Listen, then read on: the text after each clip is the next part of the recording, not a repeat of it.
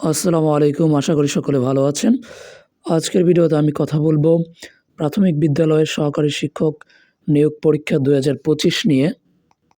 আপনাদের মধ্যে অনেকে আছেন যারা প্রাথমিক বিদ্যালয়ে শিক্ষকতা করতে চান বা এই চাকরিটাকে পছন্দ করেন, তাদের জন্য এই ভিডিওটি গুরুত্বপূর্ণ।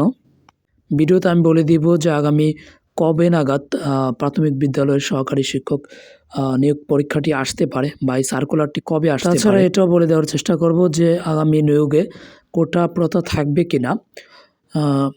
তাছাড়া আসলে কোন মাসে এই নিয়োগ সার্কুলারটি আসবে সেটিও বলার চেষ্টা করব। যাই হোক, চলুন ভিডিওর মূল পর্যায়ে যাওয়া যাক। তার আগে আপনাদের কাছে ছোট্ট একটি অনুরোধ, যে কোনো সরকারি চাকরির পরীক্ষা সংক্রান্ত যে কোনো আপডেট পেতে চ্যানেলটিকে সাবস্ক্রাইব করে সাথেই থাকুন।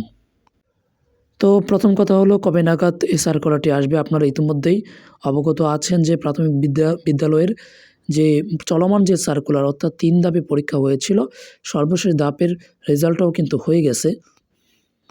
তবে এটার নিয়োগ এখনও বাকি, কারণ আদালত কর্তৃক এটার একটা নিষেধাজ্ঞা এসেছে, তাই এটার উপর একটা এখন স্থগিতাদেশ আছে।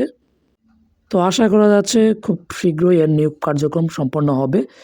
অতঃপর নতুন আরেকটি সার্কুলার খুব শীঘ্রই আসবে। এখনও পর্যন্ত অনেক পদই খালি আছে, যার দরুন খুব দ্রুতই নতুন আরেকটি সার্কুলার দেওয়া লাগবে।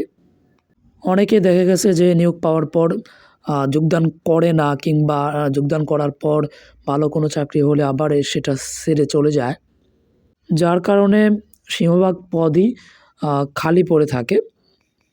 তো আশা করা যাচ্ছে আগামী ২৫ সালের জানুয়ারি কিংবা ফেব্রুয়ারির দিকে নতুন আরেকটি সার্কুলার আমরা দেখতে পাবো। তো এখন কথা হলো যে এই সার্কুলার কোটা প্রথা থাকবে কিনা।